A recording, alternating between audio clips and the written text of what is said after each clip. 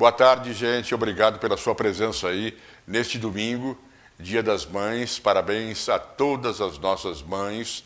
E começa o programa que tem como escopo discutir a Brasília que temos para a Brasília que queremos. Inevitavelmente, nessa temporada de crise de Covid-19, não se pode deixar de tocar nesse assunto.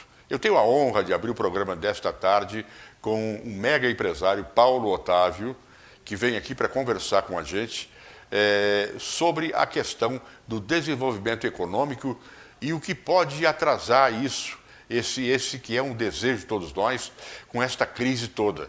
Doutor Paulo Otávio, boa tarde, prazer em recebê-lo. Muito boa tarde, Jair. Que bom estarmos aqui no Dia das Mães. Fica aqui o meu abraço a todas as mães de Brasília.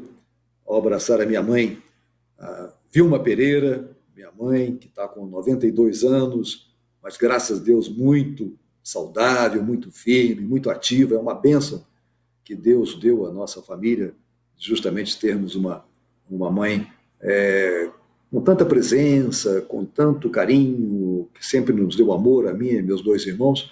Então, sempre soube preservar a família, sempre soube lutar pela família, amar a família, e isso é muito importante. Por isso fica aqui o meu abraço a todas as mães que estão nos assistindo. Eu gostaria de, inicialmente, já tocou no assunto, né?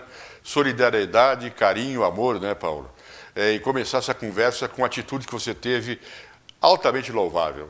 Cedeu ao governo o antigo Hotel Palace, né? Para que os idosos que têm problemas, precisam de cuidados especiais com esse coronavírus aí, se instalem e estejam hospedados lá. Já está funcionando isso, Paulo? Parabéns inicialmente por isso, viu? Bom, é um dos projetos bem-sucedidos do governador Ibanez, da Secretaria de Justiça. Eles fizeram, nós tínhamos inicialmente, eu tinha cedido o hotel, o Brasília Palace, que é o hotel pioneiro de Brasília, a primeira construção da cidade. Eu tinha cedido o hotel ao governo para fazer um hospital de campanha. Mas aí o governo resolveu fazer o hospital de campanha no Mané Garrincha, que está sendo construído. Então veio a ideia, muito bem estruturada pela Secretaria de Justiça, de fazer um acompanhamento das pessoas de maior idade, que muitas vezes estavam desamparadas, ou estavam morando sozinhas, ou que estavam em famílias que tinham problemas. Então eles fizeram uma seleção e 300 pessoas com essas características moram hoje lá no Brasília Palace. Então é um projeto de 90 dias para passar esse momento difícil, desse flagelo que ataca o mundo, e as pessoas estão preservadas. As pessoas, quando entram, elas fazem todos os exames para que um não possa contaminar o outro, e a coisa está indo muito bem, é uma coisa extraordinária. Acho que é um tento que Brasília sai na frente de outros estados, no sentido de amparar pessoas que poderiam hoje ser acometidas pelo vírus e estão devidamente protegidas com assistência médica, de enfermeiras, com práticas vocacionais, com almoço, jantar, café da manhã, lanche, todas as horas certinhas. Então, pessoas que trabalharam muito por Brasília, pessoas que lutaram pela cidade e que hoje estão bem amparadas pelo governo nesse projeto pioneiro. Eu trouxe aqui na semana passada o Dionísio Clavianos, né, do Sinduscom. Ele me disse que, a gente já tinha ideia, claro, me disse que a construção civil é uma das suas áreas, do seu grupo, uma das áreas de trabalho do seu grupo, que a construção civil não está tendo grandes problemas porque os operários continuam nas obras, tudo está andando, claro, com certos cuidados. Mas houve alguma recessão em função dessa crise? Os investimentos ficaram um pouco mais devagar? Qual é a sua opinião, a sua impressão? Porque você vive nesse meio, você tem, inclusive, várias empresas e empreendedoras da área de incorporação imobiliária, né? O que existe, né, nós estamos num momento muito difícil, né? Efetivamente, muitas pessoas perderam os empregos, muitos comerciantes estão passando dificuldades. Então, a economia como um todo, no Brasil e no mundo, esses 2 meses é um flagelo total, né? Eu acho que esse ano de 2020, infelizmente, que é um ano que no Brasil estava caminhando bem, até março, os indicadores de março, até o dia 15 de março, eram excelentes, e de repente tudo foi por água abaixo. Hoje, no setor de construção, nós realmente não paramos as obras, estamos tocando as obras com todos os cuidados, a higienização constante nos canteiros, álcool, gel em todas as áreas, fazendo com que os trabalhadores, na hora do almoço, se distanciem. Nós estamos, inclusive, ajudando no transporte para que as pessoas venham de condução própria ou venham de carros de companheiros. Então, estamos fazendo um esforço para que eles sejam protegidos. Nós, não só a nossa empresa, mas seguramente todas as empresas de Brasília estão muito cautelosas, e o Dionísio, que esteve aqui com você, colocou isso. Então, existe uma precaução muito grande, ninguém quer ter problemas, ninguém quer ter trabalhador acometido pelo vírus, então eles estão se protegendo e nós também estamos fazendo um esforço nas obras para que a proteção seja total. Então, a construção civil, ela efetivamente não parou em outros países também, até porque muitas vezes a construção civil é ao ar livre, tem essa vantagem, né? Então, o trabalho tem uma ventilação constante e a partir do momento que as pessoas estão trabalhando com máscaras e distantes uma da outra, existe, né, uma menor possibilidade de contaminação. Então, até agora, a coisa está indo muito bem. Em termos dos investimentos, Paulo, investimentos próprios das empresas que investem nas incorporadoras, evidente, mas de pessoas que procuram como investimento a indústria imobiliária, a área de construção, a área de prédios, etc. e tal. Houve digamos, uma pequena recessão, está vendo ou não? Normal? Sim. Houve uma redução, Jair, natural, porque as pessoas não estão saindo de casa. Então, a pessoa, quando quer comprar um imóvel, ela normalmente vai visitar o imóvel. Então, nós, na Paulo Otávio, estamos com o maior cuidado. A gente recebe o comprador que quiser visitar um imóvel com hora marcada, com distanciamento. Normalmente não tem ninguém no imóvel que ele vai visitar, tomamos cuidado com elevadores. Então, mas nós estamos tendo muita conversa, né? Por WhatsApp, conversa por e-mail, mas a visita aos imóveis, realmente, esse mês de abril, ela reduziu bastante. As pessoas deixaram para agendar agora, no começo de maio. Então, o que eu sinto que vai acontecer? Primeiro, hoje o Brasil oferece umas linhas de financiamento para quem quer comprar um imóvel muito convidativas. Os financiamentos hoje caíram muito, os juros caíram muito. Então, hoje, comprar um imóvel está muito fácil. E todos os bancos ofertando linhas de crédito com juros muito abaixo do ano passado. Então, caiu pela metade, né, o custo do financiamento. Ao mesmo tempo, essa crise fez com que as famílias passassem a pensar e aquele cidadão que mora num apartamento, talvez, de 2 quartos e queira, e viu que num momento como esse é bom ter mais espaço, ele vai partir para o 3 quartos, aquele que mora em 3 quartos vai partir para o 4 quartos. Então, eu acho que vai ter muita mudança, né, na estrutura da residência familiar, né, porque quem ficou esse tempo todo num apartamento muitas vezes restrito deve ter sentido mais o peso de ficar 2 meses confinado num ambiente pequeno. Então, acho que vai ter uma mudança, uma evolução grande de pessoas que queiram melhorar o padrão de vida, melhorar a qualidade do imóvel, melhorar a resistência. Então, acho que vai ser uma transformação interessante que vamos ter aí até o final do ano. Interessante ouvir isso do Paulo Otávio.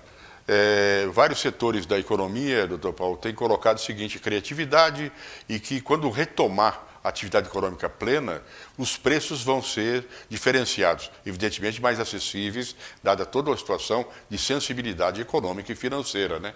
Evidente que se está colocando isso aí, tem tudo a ver com a retomada, né? O mercado imobiliário deverá ser um pouco mais favorável, né, à clientela, não? Essa questão de preço, Jair, é uma coisa interessante, né? Eu tenho ouvido muitas pessoas que estão indo fazer as compras no supermercado, inclusive, já que é Dia das Mães, vou falar da minha mãe. A minha mãe reclamou porque no sábado passado ela fez compras e notou que os preços aumentaram bastante. Então, eu não tenho ainda os indicadores, mas a dona de casa que faz compras hoje, ela sabe que os preços aumentaram. Então, essa crise vai dificultar a vida de muita gente. Eu não acredito que os preços caiam, até porque a produção diminuiu. Então, a retomada do crescimento não vai refletir numa queda de preços. Eu acho que não. Eu acho que os preços, eu espero, no caso do setor nosso imobiliário, devem ficar estáveis mais aí 2, 3 meses. Mas nós já temos dificuldades hoje na produção de fornecedores.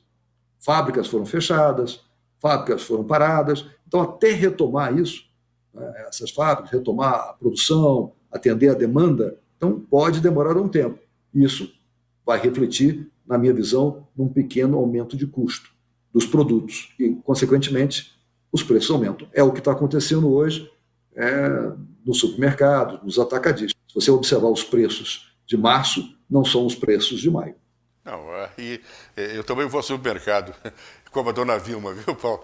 E é um absurdo a coisa. Então, você sabe. É absurda, não é? Agora, você sabe que aumentaram os preços, então... Não. Nessa área, então... Tem uma dificuldade pelas dificuldades do transporte, dificuldades da locomoção, dificuldades naturais. A produção vai ficar mais cara porque as pessoas estão trabalhando menos. Então, a produção vai ficar um pouco mais cara. Isso eu não sei como resolver essa questão. Apesar de termos aí um nível de desemprego grande, né, vamos ter menos consumidores, efetivamente. Então, é um quebra-cabeça que nós vamos ter aí no próximo semestre, já muito grande. Vai precisar de muito entendimento, muito apoio governamental, né, para que a coisa evolua para uma volta ao desenvolvimento. Aí o Brasil ele vai ter que incentivar muito a produção, né, porque aqui nós temos, né, um comedimento pelas leis trabalhistas muito grande. Então, é diferente da China, que já retomou o desenvolvimento, porque lá as fábricas trabalham 12, 14 horas e a lei permite. Aqui nós temos restrições. Né? Então, eu acho que a retomada brasileira vai demorar um pouco. Agora, espero que, se depender do setor produtivo, a gente vai em frente, a gente vai tentar trabalhar mais, vai tentar recompor o tempo perdido. Para encerrar a conversa, aliás, uma bela conversa com o Paulo Otávio, eu gostaria da impressão do Dr. Paulo, que é um mega empresário, sobre essas providências tomadas pelo governo. Principalmente, todos nós apoiamos, mas eu quero a sua opinião sobre essa liberação de dinheiro, né, para o setor produtivo, a juros e em algumas situações, quase doações, né, quase que doações para que os setores não parem, que não haja uma paralisação total e problemas sociais mais graves. Como é que você viu isso de parte do governo, Paulo?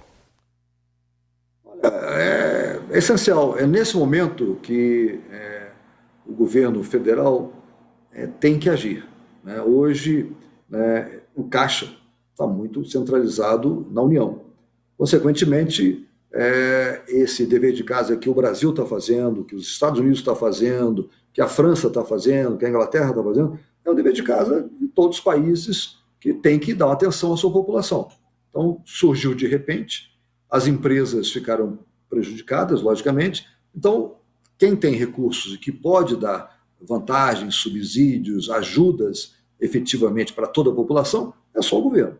Então, o governo está agindo, o governo federal está agindo, os governos estaduais estão agindo bem, existe um distanciamento de pensamento entre o governo federal e os governos estaduais.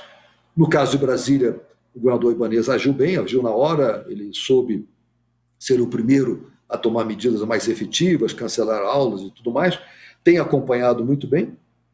Nós, brasilienses, também contribuímos bastante. Né? Você vê que o ficar em casa em Brasília foi muito maior. O brasiliense tem esse espírito cívico, de participação, de colaboração muito grande. Então, parabéns a Brasília, mostrou ser um Estado que se preocupa, que é solidário, que entende que tem que fazer as suas tomadas de posições e a sociedade acompanhar. Então, o governo ibanês foi muito bem, o governo nosso, Brasília, temos apenas 33 casos de óbitos em Brasília, o que é um índice relativamente pequeno comparado com outros estados. E vamos ver, né, como é que vai agora essa campanha do teste. Ela está sendo muito interessante. Nós, essa semana, inclusive, cedemos aqui 2 empreendimentos nossos para serem locais de teste. Um deles, lá em Ceilândia, Taguatinga, que é o JK Shop, está sendo lá feito, né, uma base da Secretaria, né, de Saúde, onde estão sendo feitos os testes para moradores de Ceilândia e Taguatinga. E aí vai, aos pouquinhos, né, todo mundo contribuindo. Eu tenho visto muita solidariedade, muitas empresas ajudando, doando cestas básicas, participando. Isso que é bom. Eu acho que é o momento de estarmos juntos, cada um ao seu modo, colaborando, ajudando, porque também governo sozinho, Jair, você conhece muito bem governos. Governo sozinho não pode tudo. Então, não adianta o governo querer uma coisa e a sociedade não ajudar, não participar. Então, eu acho que o nosso papel é colaborar, ajudar, participar, estarmos juntos. Aí, no caso, a imprensa, as televisões, os jornais, a imprensa tem tido um papel muito atuante no Brasil nesses 2 meses. Parabéns a todos os jornalistas. Né? O governo tem sido ativo em Brasília. Então, eu acho que a sociedade está ajudando. Então, acho que essa colaboração que vai fazer com que a gente enfrente e saia vitorioso dessa guerra que nós estamos enfrentando. Nós estamos num período de uma guerra que provou-se que não é uma guerra militar, é uma guerra que ninguém esperava.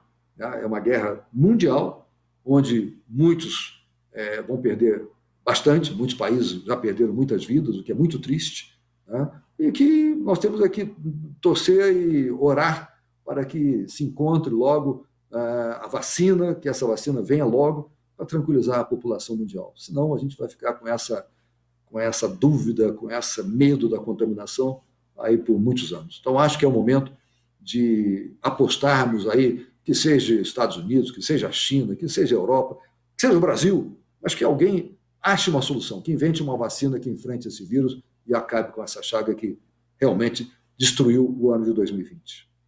Perfeito, muito importante esta conversa com o Dr. Paulo Otávio, ex-governador, ex-senador, ex-deputado federal, um grande empresário de Brasília. Paulo, obrigado pela sua presença nesse domingo aqui, viu? Obrigado, Jair. Sucesso aí e parabéns a todos os membros da sua equipe e parabéns à TV Brasília por esse momento oportuno de debater o futuro do nosso país, da nossa cidade. Muito obrigado. No próximo bloco, eu vou conversar com o secretário da Educação do DF, João Pedro Ferraz. Assunto do momento, óbvio, a questão dos colégios, das crianças, quando começa, se recomeça, como fica o ano letivo e uma série de outras coisas que ele veio conversar com a gente aqui. Espere um pouquinho só. Brasília parou, mas a vida está em movimento.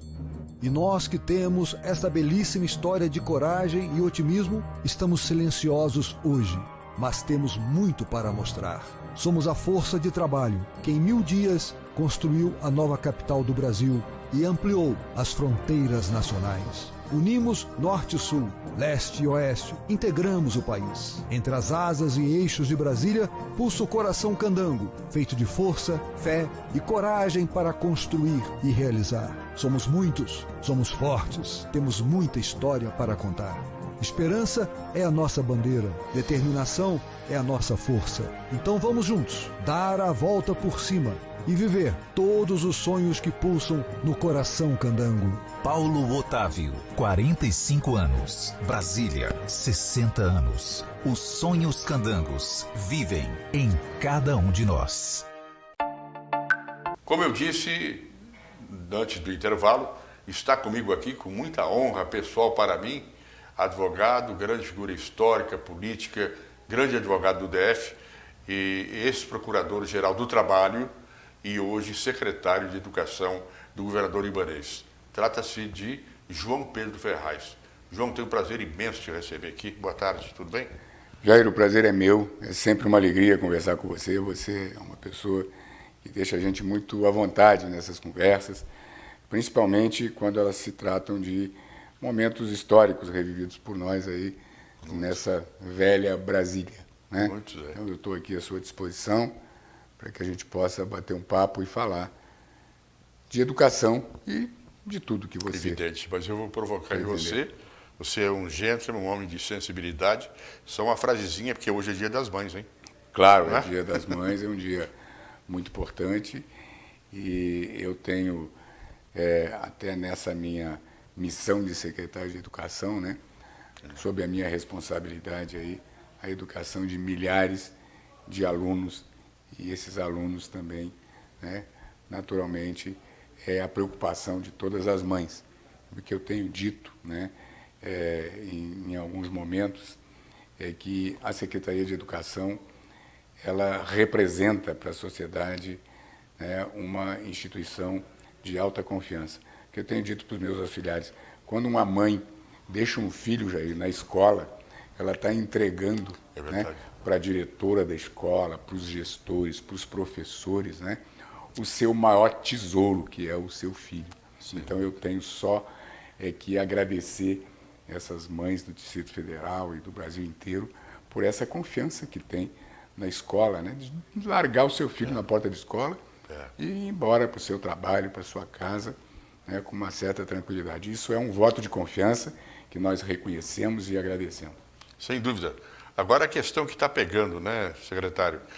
Quando que volta? Não tem varinha mágica. Quando voltam as aulas, os meninos em casa, gerando uma série digamos, de problemas não, mas são naturais, as angústias das crianças, né? Tem alguma previsão disso? Veja bem, a angústia das crianças e, volto a dizer, dos pais, das mães, da comunidade inteira.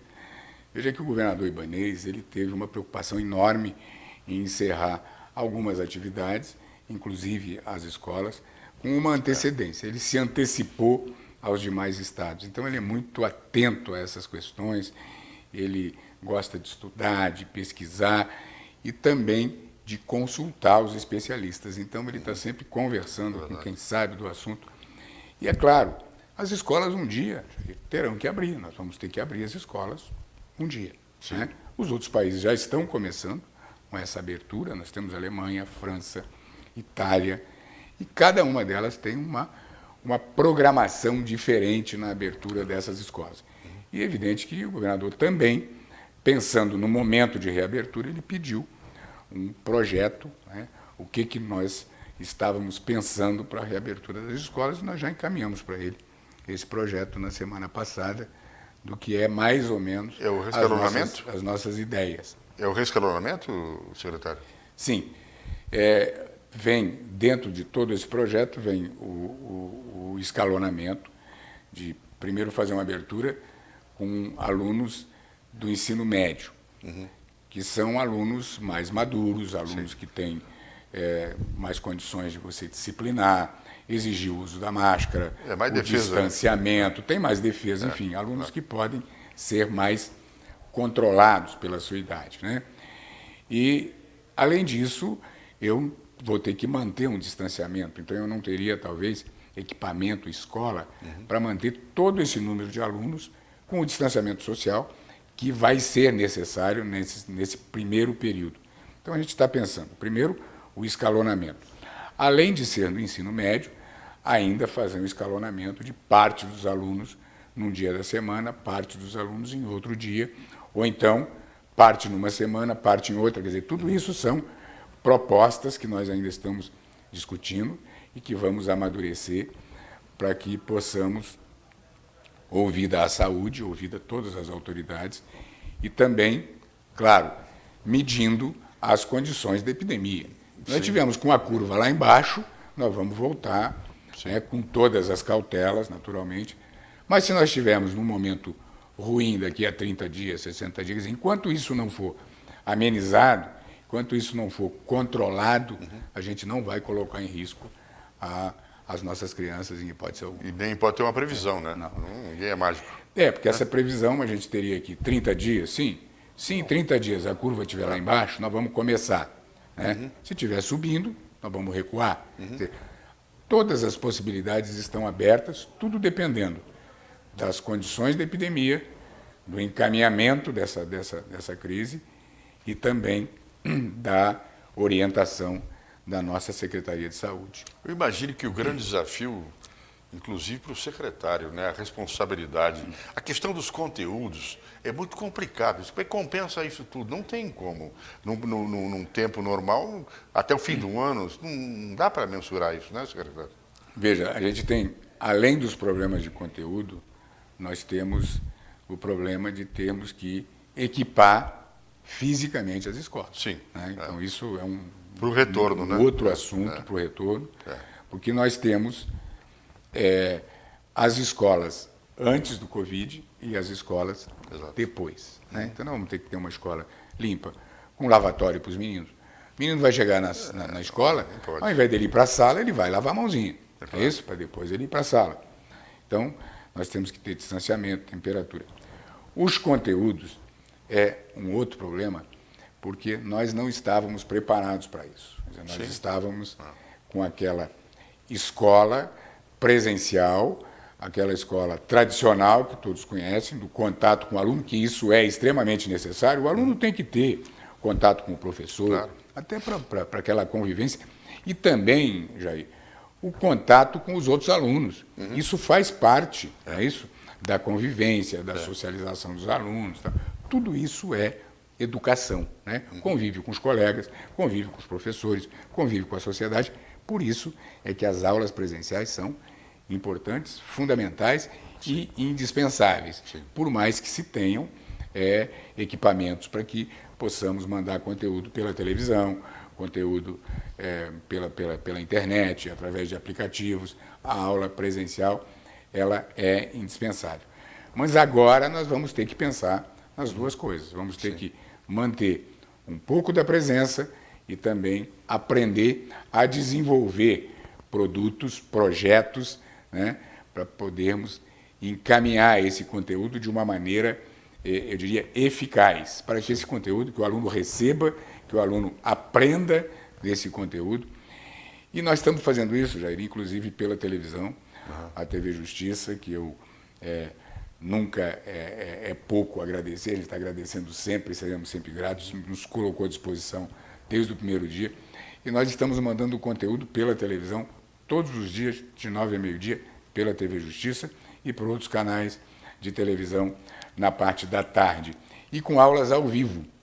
Então, nós temos aula na terça-feira e na quinta-feira gravadas os professores ao vivo. Aí você tem dois problemas que não são problemas, mas que são dificuldades.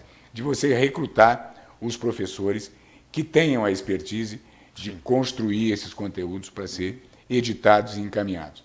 E depois, aqueles professores que também tenham habilidade de dar aula ao vivo. Felizmente, nós estamos encontrando assim a maior receptividade, a colaboração de todos. Olha, a rede de educação do Distrito Federal é excepcional. Diria que eu me surpreendi, porque nessas dificuldades é que a gente percebe, né, o quanto a gente tem, né, de equipamento, de recursos humanos, de vontade de ajudar. Então, realmente, eu estou conseguindo dar grandes passos nesse momento de dificuldade, e eu tenho certeza que nós vamos sair muito maior dessa. E aquela questão que virou celeuma, mas afinal, eu acho que a comunidade, as famílias aceitaram, viram que é interessante de colocar a escola, militarizar o colégio. Militarizar entre aspas, não? Mas... na realidade, qual foi o nosso projeto primeiro? Nós estabelecemos uma meta para uma experiência, porque educação, claro, você tem que fazer experimentos, aquilo que está dando certo, e nós fizemos uma parceria com as Forças Armadas, eu digo Polícia Militar, Segurança Pública, aliás, digo Segurança Pública, e também agora com dois colégios das Forças Armadas, que são do Exército, que vão nos colaborar. E nós estabelecemos uma meta de 40 escolas até o final da gestão.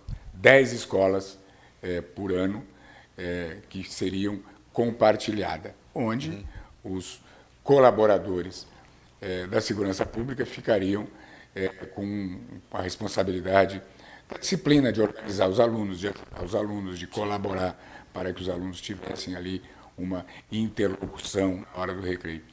E quais foram as escolas escolhidas para isso? Evidentemente que nós escolhemos as escolas mais aquelas em regiões mais vulneráveis, que tínhamos ali alguns problemas de segurança não na escola, mas no entorno da escola.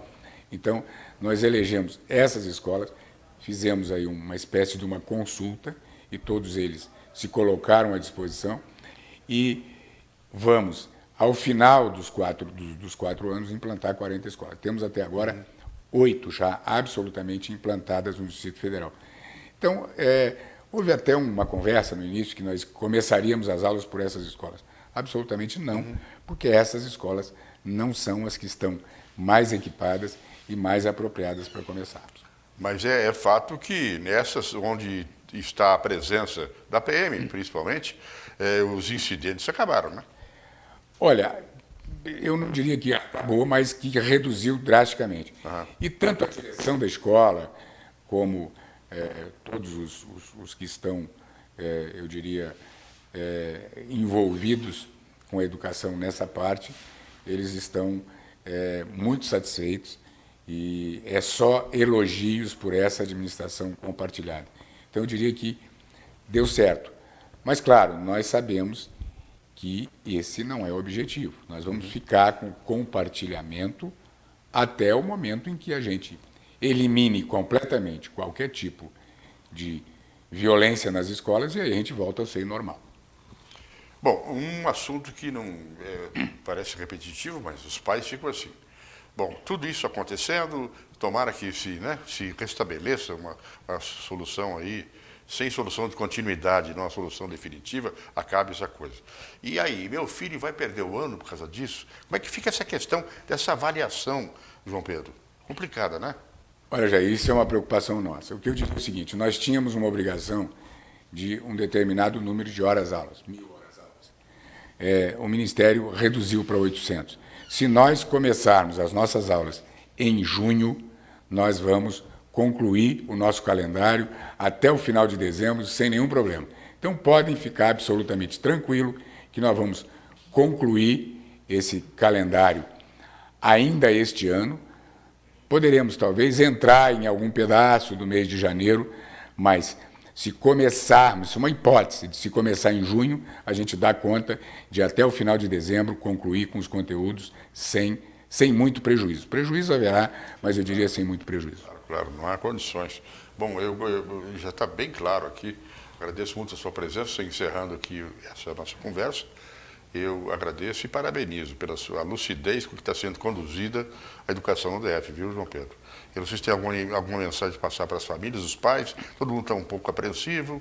Eu que agradeço a oportunidade de poder, porque essas suas perguntas que me deram a oportunidade de esclarecer muita coisa, que isso já é uma forma de levar aos pais, né, o que nós estamos pensando. O que eu posso dizer aos pais é o seguinte, não se preocupem, todos voltarão à escola um dia e voltarão com uma maior segurança. Se existe alguém mais preocupado com a segurança de todos os brasileiros, de toda a comunidade, é o governador Ibanez e, em segundo lugar, o secretário de Educação. Então, pode estar certo que nós só voltaremos com absoluta segurança para todos e ouvindo de forma responsável as autoridades de saúde. Muito obrigado pela sua presença. Obrigado mesmo. Depois do intervalo, uma conversa com o presidente do Sindicato dos Médicos, Dr. Gutenberg Fialho. Ele vem falar sobre a importância da saúde pública no combate a esta crise do Covid-19 e vai dar detalhes por que ele está achando que é por aí que se resolvem as coisas.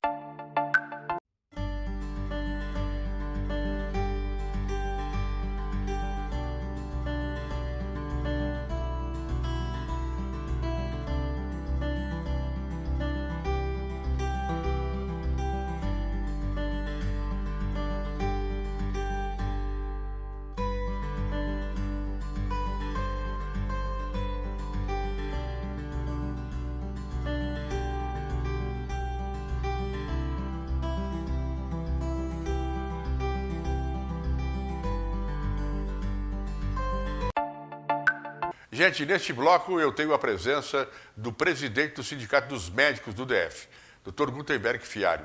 figura pública da maior importância, da maior responsabilidade, grande médico, grande defensor da saúde no DF. E ele vem aqui para explicar para a gente o que ele tem dito, muito importante, o papel da saúde pública, principalmente do SUS, no combate a esta crise do coronavírus, do Covid-19. Doutor Gutenberg, tenho a satisfação em recebê-lo e lhe dou já os cumprimentos pelas suas posições e quero que o senhor agora fique à vontade para explicar para a gente essa sua assertiva que é conhecida já na cidade. Boa tarde, Jair. É um prazer participar do seu programa. Inicialmente, já gostaria de agradecer o convite. Estou à disposição sempre que precisar ou quiser tratar de temas sobre a saúde. Essa tem sido a nossa atuação aqui no Distrito Federal, como presidente do Sindicato dos Médicos, como médico e como defensor ferrenho do Sistema Único de Saúde.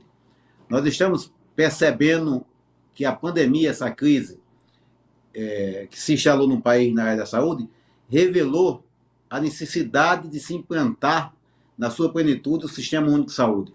E mostrou a face perversa das políticas públicas que procuram precarizar e até destruir o Sistema Único de Saúde, seja através de terceirizações, de privatizações e de diminuição cada vez mais, ano a ano, do financiamento para a área. Interessante, o senhor coloca que a solução é a saúde pública. Evidentemente que é, né, doutor? Porque ela tem essa capilaridade e ela vai exatamente a todos os setores da sociedade, diferentemente da saúde privada, que não tem esse viés nem essa vocação, né? Na realidade, a medicina suplementar, a medicina privada, tem a lógica do lucro de mercado, diferente do Sistema Único de Saúde. O Sistema Único de Saúde, ele tem que chegar, e a missão dele, ela foi concebida para assistir a população, seja das periferias, dos locais mais longínquos, né, dos desertos assistenciais, às grandes capitais. Não é só nos locais mais precários, onde a assistência tem dificuldade, a assistência privada tem dificuldade de chegar. E a medicina suplementar e a medicina privada, ela tem que trabalhar em harmonia, elas se complementam, não se anulam. É falso esse entendimento e até a narrativa que, para o SUS ser implantado na sua plenitude, é necessário que a medicina suplementar ou a medicina privada não avance. Ambas devem avançar, né? Até porque naquilo que o Estado não pode oferecer à sociedade, é previsto na Constituição a complementariedade da medicina suplementar e da medicina privada. Portanto, são dois sistemas de assistência à saúde que se complementam. Mas há uma narrativa no meio dos atores e dos autores das políticas públicas para a saúde, que o SUS ele é inviável, que o SUS não consegue atender todas as demandas, que não há recurso suficiente. Na realidade, nós observamos que não há prioridade. Há gestores que têm atuado há décadas no sistema público de saúde, ocupando cargos importantes no Ministério da Saúde, que têm interesse em terceirizar e privatizar e desqualificar a implantação na sua plenitude do Sistema Único de Saúde, que hoje está mostrando a sua importância nesse momento tão grave que o país passa. Ele está mostrando a importância do Sistema Único de Saúde. Se hoje nós não tivéssemos a capilariedade que o Sistema Único de Saúde tem, a população estaria sendo assistida aonde? Né? A população que não tem plano de saúde, a população que não tem acesso à medicina privada, que a cada dia aumenta a perda de plano de saúde dos trabalhadores que estão ficando fora do mercado por conta da crise. Estão procurando socorro aonde? No Sistema Único de Saúde. E baseado nessa terceirização e privatização que pretendem impor no país, o Ministério da Saúde, ano a ano, diminui o orçamento voltado para a área. É interessante e responsável da sua afirmação. Porque todos nós sabemos, é muito mais fácil terceirizar, passar adiante, paga e eles resolvem, do que a gestão, né? O gerenciamento, né, doutor? Pois é. Quando você faz o gerenciamento próprio, você tem uma economia maior, você tem um foco na qualidade e na necessidade de mercado e não visa o lucro de mercado, né? Eu não sou estatizante, eu sou liberal, mas nós temos que distinguir as atividades essenciais que devem ser bancadas pelo Estado, fomentadas pelo Estado, exercidas pelo Estado. Isso traz uma outra discussão, Jair. É a discussão da globalização. Se nós tivéssemos mantido o incentivo no país, as empresas que produzem insumos hospitalares, sem permitirmos a entrada da forma que entrou, de insumos estrangeiros, concorrendo com o nosso parque hospitalar, que quebrou muitas empresas, nós não estaríamos hoje dependendo de uma simples máscara cirúrgica para que o profissional médico, o profissional da saúde se protegesse e tendo que importar e não estamos conseguindo e comprando hoje 3, 4, 5 vezes o valor que se comprava há 4 meses atrás. É verdade. Veja também a importância de ter o controle mínimo das atividades, das funções essenciais do Estado. É verdade. E no seu entendimento, para a gente, chegamos já quase concluindo a conversa, tem um tempinho ainda, no seu entendimento, essas medidas todas tomadas pelo governador, por exemplo, começamos antes de todo mundo o isolamento social. Aí não há dúvida que eu acho que foi uma medida acertada. Depois veio o isolamento assim que parou com a atividade econômica, de certa forma, mais incisivo. E afinal, o isolamento e a questão das máscaras, qual é a sua visão real disso, doutor Gutenberg? O uso da máscara é importante, é uma medida correta. Agora, com relação ao uso de máscaras pelos profissionais, é o questionamento do Sindicato dos Médicos, que não está sendo colocado a quantidade à disposição suficiente para o profissional. Mas o uso de máscara, seja pela população de forma geral e pelo profissional, é essencial.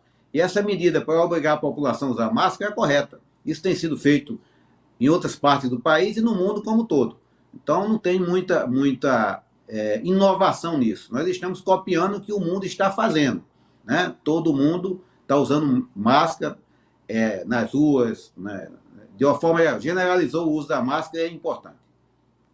Isolamento, então, também é muito importante, né? Isolamento vertical é importante, tem que se valorizar. Me preocupa muito o relaxamento aqui no Distrito Federal, né? Porque a impressão que está se tendo é que o vírus e a epidemia em Brasília não é tão importante. Na realidade, nós estamos conseguindo controlar. Se relaxar o isolamento, pode ser que nós tenhamos um pico aí com maior incidência da doença. O isolamento horizontal é fundamental. Doutor Gutenberg, eu gostaria que, evidentemente, fazer uma provocação, que o senhor fizesse um pequeno pronunciamento sobre o Dia das Mães. Não existe em lugar nenhum a mãe que não dependa e não tenha, assim, aquela fé, aquela aposta em duas figuras profissionais da história da humanidade. Primeira, porque vão cuidar dos filhos e da família. Primeira, a professora. E segundo, o médico. A sua mensagem para as mães no Dia das Mães, que é nesse domingo. Aproveitar esse momento para desejar um feliz Dia das Mães. Não tenha dúvida que é a razão de ser de todos nós.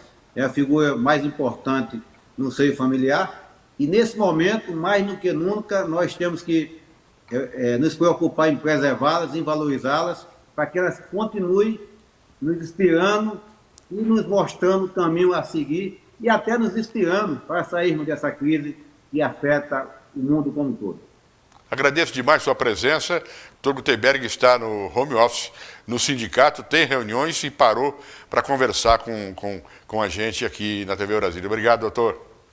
Obrigado, estamos à disposição. Forte abraço. Obrigado. Depois do intervalo, uma entrevista muito importante. Severino Cajazeiras, secretário de Estado do GDF, um homem que cuida da comunidade, na coluna da minha querida Dani Ventura. Espere um pouquinho só. Brasília parou, mas a vida está em movimento. E nós que temos esta belíssima história de coragem e otimismo, estamos silenciosos hoje, mas temos muito para mostrar. Somos a força de trabalho que em 1000 dias construiu a nova capital do Brasil e ampliou as fronteiras nacionais. Unimos norte e sul, leste e oeste, integramos o país. Entre as asas e eixos de Brasília, pulsa o coração candango, feito de força, fé e coragem para construir e realizar. Somos muitos, somos fortes, temos muita história para contar. Esperança é a nossa bandeira, determinação é a nossa força. Então vamos juntos, dar a volta por cima e viver todos os sonhos que pulsam no coração candango. Paulo Otávio, 45 anos. Brasília, 60 anos. Os sonhos candangos vivem em cada um de nós. Boa tarde a todos. Nesse domingo com um gostinho ainda mais especial, comemorando o Dia das Mães, eu quero mandar o meu abraço, o meu carinho para todas as mães que nos assistem. Nesse momento de crise, a gente tem agora uma jornada múltipla, né? A mãe está tendo um papel aí junto do seu núcleo familiar tão sensível e especial nesse momento. E para falar sobre mães e para falar de comunidade, do núcleo que a gente tem dentro da nossa sociedade, eu trouxe aqui para debater com a gente Severino Cajazeiras. Severino, muito obrigada. Severino é secretário de Estado de Atendimento à Comunidade. Severino, seja bem-vindo, um prazer você aqui hoje. Muito obrigado, Daniele, pela oportunidade que você nos dá de falar em nome da comunidade, num dia tão importante como é o dia de hoje, o Dia das Mães, né? Falar sobre as mulheres guerreiras dessas comunidades por aí, né? Muitas delas deixam seus familiares, seus filhos e vai cuidar dos filhos de outras famílias, de outras comunidades. É muito importante isso, Dani.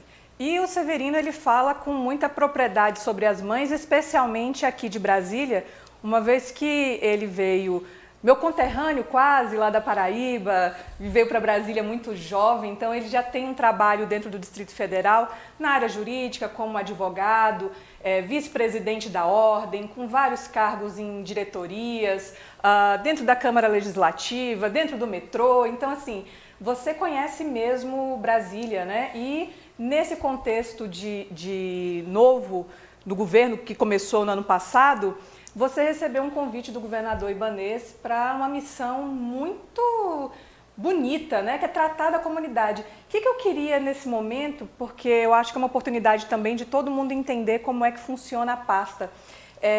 Como é que funciona a Secretaria de Atendimento à Comunidade?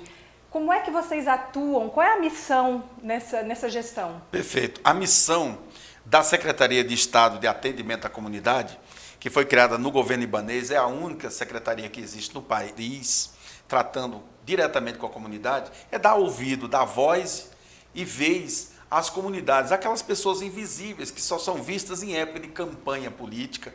Normalmente os governantes vão até as comunidades, pedem voto e tal, e depois nunca mais volta lá. E às vezes as pessoas têm necessidade de falar com os órgãos do Estado e tem a dificuldade, porque fica uma coisa muito fria por e-mail, por redes sociais, eletronicamente. E a nossa secretaria, a gente atende presencialmente as pessoas que têm alguma demanda, algum problema na sua comunidade, na sua rua, linha de ônibus, parada de ônibus, sinal de trânsito, asfalto, iluminação pública, água, esgoto, os problemas da comunidade. Eu costumo dizer, Daniele, que ninguém nunca foi pedir o céu, a lua, nem as estrelas. Vão pedir coisas normais ao Estado, que é a obrigação já do Estado. Só que às vezes essas pessoas não têm os mecanismos, né, de pleitear isso. Elas não têm acesso a computador, não têm acesso a nada, e a gente, de forma simples e objetiva, a gente atende as pessoas por telefone. Depois, se você permitir, eu vou fornecer o número do telefone da nossa secretaria, que funciona no térreo, de forma bem acessível, no Palácio do Buriti. As pessoas, às vezes, o governador gostaria muito, Daniel, de receber todo mundo, cumprimentar, abraçar, dar encaminhamento. Mas é impossível. Mas essa pessoa, se não for atendida diretamente pelo governador, não vai ser atendida por um funcionário subalterno, vai ser atendida por um secretário de Estado, que vai atender a demanda dessa pessoa e vai encaminhar para a secretaria respectiva, que tem acesso aos demais secretários, administradores regionais e aos dirigentes dos demais órgãos para que aquela demanda seja solucionada o mais rápido possível. Secretário, então você está me dizendo de alguma forma que a pasta é uma forma de humanizar a máquina pública, de trazer dados para o governador e ser esse grande articulador junto das demandas de pastas para que elas trabalhem de uma forma articulada? Você vem para ser esse facilitador, esse perfil humanizado? Exatamente isso, porque o governo é um só. O governo não os departamentos, as compartimentalizações, lá são as caixinhas, são apenas pro forma, porque o governo é um só. É o governo do Distrito Federal. Então, o governador Ibanez, ele tem uma máxima que ele diz assim, um buraco que seja na rua é problema de todos os secretários, problema de todos os administradores regionais, de todos os órgãos, é problema do governo. Então, assim, a secretaria, ela trabalha em transversalidade, em parceria com todas as demais secretarias. Eu costumo dizer que é como se a gente dá essa força, essa assistência, essa assessoria para as demais secretarias, porque as ações das secretarias, elas são muito dinâmicas, são grandes e às vezes as pessoas não têm como ter acesso e tendo acesso à secretaria ou ela vai procurar o governador, eu atendo e dou encaminhamento. Às vezes a demanda é tão simples que você pode resolver por telefone, mas as pessoas, muitas delas nem sabem que é tão simples assim. A gente orienta, às vezes nem precisa da interveniência da gente. Uma simples orientação já resolve o problema daquelas pessoas. As pessoas, como o governador falou, no primeiro dia na posse dele, ele disse que as pessoas elas precisam da presença do Estado, elas são carentes dessa presença do Estado. E a gente tem uma forma de atuar muito, muito boa. A gente atende presencialmente lá no Palácio, no térreo do Palácio do Buriti, mas a gente atende também, eu gosto de ir aonde a comunidade apresenta demanda. Então eu faço assim, eu fico 2 dias no gabinete, na secretaria, atendendo as pessoas, e 3 dias na comunidade. Na outra semana eu já inverto. 2 dias eu vou à comunidade e 3 dias eu fico na secretaria atendendo as pessoas que se dirigem ao governo, aos órgãos do governo, e dou encaminhamento e auxilio. Agora mesmo, né, com esse problema da pandemia, a nossa secretaria está trabalhando em parceria com a Secretaria de Desenvolvimento Social, com a Secretaria de Saúde, com outros órgãos do governo para auxiliar naquilo, porque o atendimento presencial está sendo um pouco prejudicado. Nós estamos fazendo atendimento teletrabalho, os funcionários, eu estou atendendo por telefone. Como é que vocês estão lidando com isso? A demanda, ela estacionou? Vocês estão conseguindo alcançar essas pessoas mesmo sem ir na comunidade? Existe uma rede, por exemplo, dos líderes comunitários? Inclusive, o mês de maio é o mês que se comemora a liderança comunitária. Parabéns a todos os líderes, aproveitar esse momento. Vocês têm uma articulação junto com essas lideranças? Uma vez que vocês não conseguem ir, eles conseguem reunir nesse momento de Covid? Exatamente. Como é que vocês estão trabalhando isso? Eu tenho me reunido com eles por meio da videoconferência. Eu tenho falado com eles por meio do WhatsApp, do Facebook, das redes sociais também, por telefone também. Para falar a verdade, eu tenho trabalhado mais do que presencialmente. Porque às vezes eu estou falando com uma pessoa e já tem 2, 3 pessoas querendo falar comigo. Mas eu quero aproveitar a oportunidade e dizer e agradecer. O ano passado nós fizemos umas festas bacanas em homenagem ao Dia do Líder Comunitário, que é amanhã, essa semana, né? Esse mês todo, né? Uhum. Então, a gente está comemorando o mês do líder comunitário. E nas outras oportunidades, a gente fez festa. Agora nós vamos aproveitar esse mês todinho, que não tem apenas um dia, é um mês inteiro, para agradecer essa parceria maravilhosa que você, líder, você, mãe, líder comunitária, às vezes deixa a sua família, deixa os seus afazeres e vai cuidar de outras famílias, de outros filhos, porque elas precisam mais às vezes do que os seus, e você tem essa consciência. Então aproveita o dia de hoje, o Dia das Mães, para homenagear você, que é uma grande líder comunitária. E eu falo assim, às vezes líder comunitário, às vezes as pessoas ficam, mas eu não sou líder comunitário. Líder, você não se elege líder, você nasce líder. Líder é atitude, é comportamento, é modo de viver, ajudar as pessoas, contribuir, colaborar, participar e ser uma pessoa atuante nesses aspectos. E tem tanta gente, Dani, que é desse jeito, elas participam, elas querem ajudar de certa forma. E essas lideranças têm ajudado muito o governo do Distrito Federal por meio da Secretaria de Estado de Atendimento à Comunidade e, às vezes, diretamente nas administrações regionais também, nos órgãos do governo. Essa integração é muito importante e é isso que o governo ibanês, ele busca e o governador determina que a gente atenda as pessoas e, de preferência, a gente vá até onde a comunidade está, porque no gabinete só a gente não consegue visualizar a dimensão da demanda, do problema que a comunidade está. Eu sempre digo, o problema da comunidade, aquele problema que ela traz até nós, é o problema mais importante que tem. Às vezes é um problema tão simples, mas para ela é muito importante. E eu faço com que ela veja a pessoa, a liderança comunitária, ou líder, ou pessoa comum do povo que busca a secretaria, a gente faz com que ela sinta que ela é importante, que aquele caso é importante. É assim que o governador ibanês determina que a gente faça. E nós, na Secretaria de Estado de Atendimento à Comunidade, eu e toda a equipe, buscamos fazer isso dessa forma e procurar, de certa forma, resolver a demanda. Secretário, voltando um pouco à questão do Covid, você que está fazendo esse elo junto com a comunidade, ou seja, então você está entendendo quais são os anseios. Por um lado, a gente tem aqui as medidas e o governador foi um dos primeiros no Brasil a fazer essa ação de isolamento, um isolamento voluntário, né, das pessoas. E, por outro lado, a gente também tem aí a demanda para uma volta econômica. Então, você certamente tem essa visão dos dois lados. Como é que vocês estão trabalhando com a Câmara, com o GDF?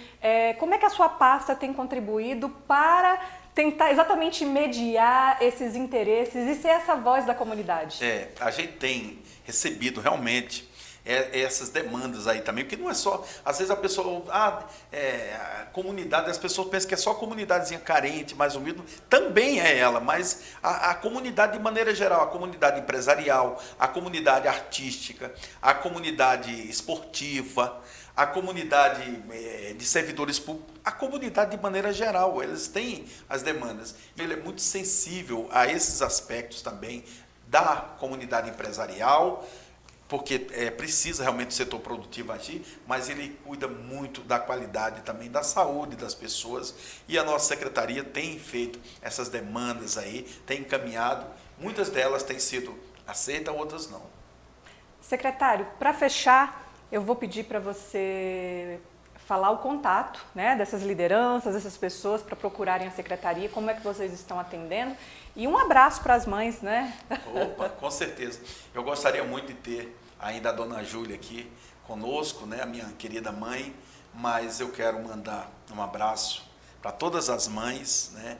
Eu quero cumprimentar todas em nome de você, mulher guerreira, líder comunitária, que cuida tão bem dos seus filhos e dos filhos dos outros, cuida tão bem de nós. Ai de nós se não fossem as mulheres guerreiras como vocês são.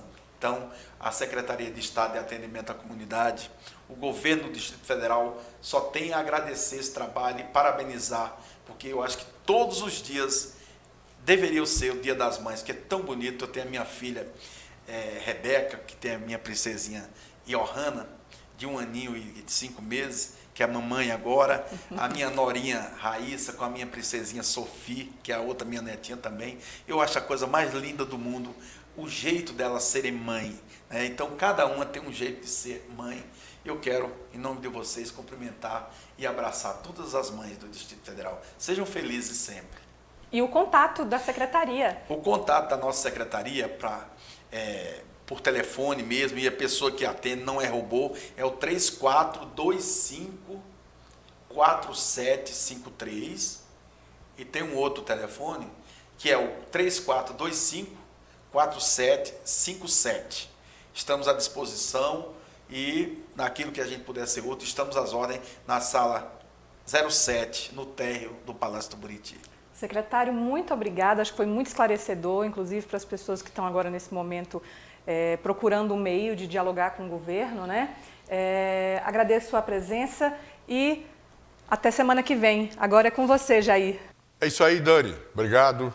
A você que nos acompanha aos domingos, acompanhou hoje no Dia das Mães. Muito obrigado pela presença.